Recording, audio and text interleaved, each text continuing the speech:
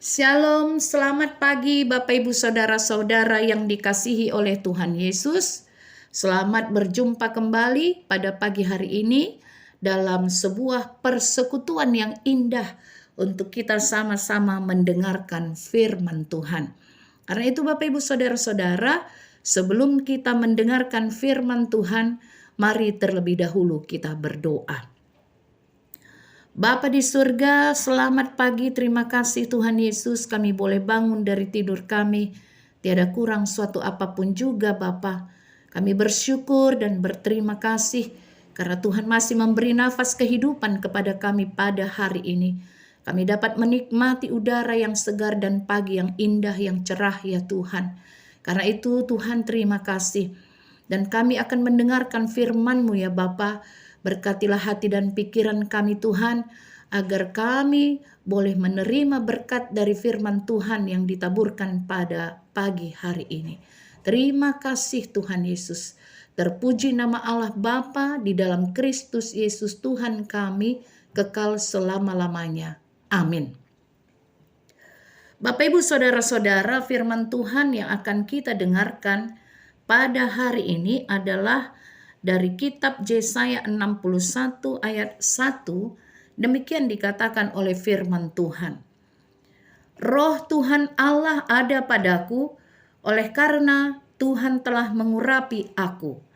Ia telah mengutus aku untuk menyampaikan kabar baik kepada orang-orang sengsara dan merawat orang-orang yang remuk hati, untuk memberitakan pembebasan kepada orang-orang tawanan dan kepada orang-orang yang terkurung kelepasan dari penjara. Demikian firman Tuhan. Bapak Ibu, saudara-saudara yang dikasihi oleh Tuhan Yesus, kita tahu bahwa kedatangan Mesias telah lama dinubuatkan oleh para nabi sejak dari zaman Perjanjian Lama. Salah satu di antara para nabi tersebut ialah Nabi Yesaya. Dan nubuat Nabi Yesaya dituliskan di dalam kitab yang kita baca, dari nats yang kita baca tadi, yaitu merupakan salah satu tentang nubuat kedatangan Mesias, di mana Mesias itu digambarkan sebagai pembawa kabar baik yang membawa keselamatan kepada setiap orang, kepada yang tertindas, kepada yang remuk hati, kepada mereka yang sengsara, yang menderita. Mesias juga memberikan kemerdekaan kepada orang-orang tawanan dan yang dipenjara. Karena itu Bapak Ibu Saudara-saudara, kedatangan Mesias Yesus Kristus di tengah-tengah dunia ini tentunya membawa misi keselamatan kepada setiap orang, bagi setiap orang yang percaya kepadanya. Itulah sebabnya dalam nubuat Nabi Yesaya dikatakan Roh Tuhan Allah ada padaku, yang artinya menunjukkan bahwa akan ada seseorang yang akan datang ke dunia ini di mana Roh Tuhan ada padanya, dan Tuhan mengurapinya, dan Tuhanlah yang mengutus dia untuk menyampaikan kabar baik kepada setiap orang, kepada orang-orang yang sengsara, kepada orang-orang yang tertawan, pembebasan kepada semua orang. Bapak Ibu Saudara-saudara, ini sesuatu hal yang membahagiakan. Di tengah-tengah dunia pada saat ini di mana setiap orang cenderung untuk berlaku egois, berlaku menindas. Bapak Ibu Saudara-saudara, jangan salah. Ada banyak orang-orang yang percaya kepada Kristus yang namanya Kristen, tapi kita nggak tahu sebenarnya ya percaya atau tidak. Mereka berlaku sebagai penindas-penindas kepada sesama.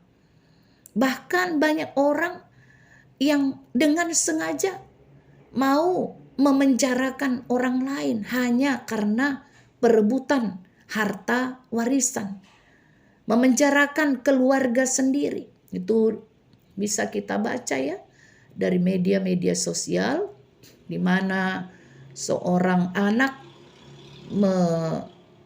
melayangkan surat kepada pengadilan untuk memenjarakan atau menahan ibunya.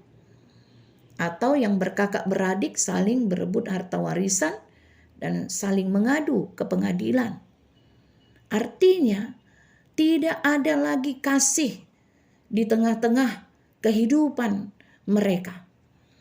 Karena itu ini suatu teguran dan suatu peringatan kepada kita Bapak Ibu Saudara-saudara yang telah menerima Yesus di dalam kehidupan kita. Yang telah menerima keselamatan dari Kristus Tuhan kita. Bagaimana seharusnya sebagai pengikut Yesus kita membawa kedamaian, membawa keselamatan kepada setiap orang. Kalau kita melihat orang-orang yang sengsara, yang tertawan, yang tertindas, yang teraniaya, kita menjadi saluran berkat bagi mereka. Melalui perkataan kita, pertolongan kita, damai yang kita bawa ke tengah-tengah kehidupan mereka, dan sebagainya. Tetapi justru kalau kita lihat di tengah-tengah kehidupan kita ya, Bapak Ibu Saudara-saudara, ada yang sudah jatuh, kita timpa lagi dengan tangga. Kita beritakan penderitaannya kepada orang-orang. Nah, ini merupakan teguran kepada kita, agar sebenarnya para pengikut Yesus dapat menjadi duta-duta perdamaian, duta-duta yang membawa kebahagiaan, duta-duta yang membawa lilin-lilin kecil.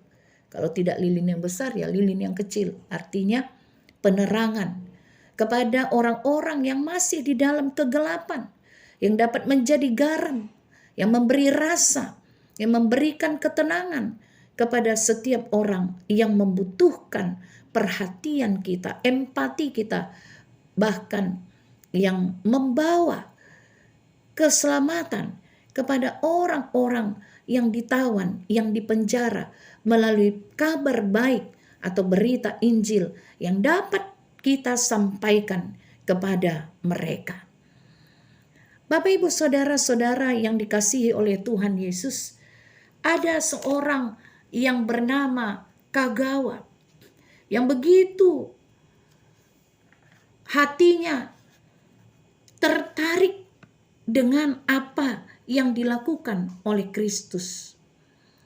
Dia begitu ingin melakukan seperti apa yang dilakukan oleh Tuhan Yesus. Maka dia disebutkan orang suci dari Singkawa, namanya Toyohiko Kagawa.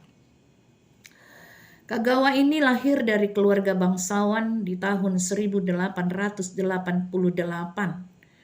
Tetapi ketika pertama kali dia mendengar nama Yesus di sekolah menengah, dia sangat terpukau oleh diri dan ajaran Yesus. Apalagi ketika dia membaca khotbah di bukit. Dia berulang kali membaca khotbah di bukit. Nah, kemudian dia masuk ke dalam perguruan tinggi. Tetapi dia tidak mendapatkan kepuasan walaupun dia dapat mengikuti pelajaran di perguruan tinggi itu. Dia sering pergi ke perkampungan kumuh dan membagikan makanan yang ada padanya. Nah, ketika itu akhirnya Kagawa berpindah masuk ke sekolah teologi di Kobe. Ketika dia telah menyelesaikan perkuliahannya di teologi, tiap hari dia pergi ke perkampungan kumuh Singkawa. Dia memberikan pelajaran secara gratis kepada anak-anak, menuliskan cerita Alkitab, bernyanyi, lalu memberikan pengetahuan kepada orang tua anak-anak itu tentang kebersihan dan kesehatan. Bahkan Kagawa kemudian mendirikan beberapa panti asuhan agar dapat memberitakan Injil dan memperbaiki taraf hidup anak-anak di desa tersebut. Dan para petani, nelayan, buruh tambang, supir truk, kuli bangunan diajarinya untuk dapat membaca, menulis yang pada saat itu memang belum memperoleh pendidikan yang baik. Itulah semua yang dilakukan oleh Kagawa karena dia begitu terpukau dengan apa yang dilakukan Kristus. Jiwa Kristus ada padanya. Itu sebabnya dia mengatakan, Kristus ada di tengah-tengah orang yang hina. Ia duduk bersama-sama dengan narapidana. Ia berdiri di depan pintu dengan orang-orang yang meminta sepotong roti. Kristus berbaring di antara orang-orang sakit. Ia berdiri di barisan penganggur yang antri di depan kantor penyalur tenaga kerja. Sebab itu siapa yang mau ketemu Kristus, hendaklah ia mengunjungi sel penjara sebelum ia pergi ke gereja. Sebelum orang berdoa, hendaklah ia mengunjungi bangsal rumah sakit. Sebelum orang membaca Alkitab, hendaklah ia memberi makan orang yang lapar. Jika orang sibuk membaca Alkitab, tetapi tidak menolong yang kecil, lemah dan tersingkir, ia tidak menemukan Kristus. Kristus bisa ditemui di antara kuli-kuli. Kristus ada di antara orang yang diliciki. Kristus ada di antara orang yang tua renta. Kristus ada di antara orang yang dilupakan. Kristus adalah Tuhan dan Juru Selamat, Mesias yang datang membawa keselamatan kepada setiap orang. Amin. Kita berdoa. Bapa di surga, terima kasih untuk firman Tuhan pada pagi hari ini yang boleh kami dengarkan. Biarlah firman-Mu boleh menjadi rema bagi kami. Dan teladan yang diberikan oleh Kristus boleh kami lakukan di dalam kehidupan kami. Kami menjadi terang dan garam di tengah-tengah dunia. Kami membawa berkat bagi orang-orang di sekeliling kami. Terima kasih Bapa, kuatkan kami untuk melakukan firman Tuhan. Terpuji nama Allah Bapa di dalam Kristus Yesus Tuhan kami kekal selama-lamanya. Amin.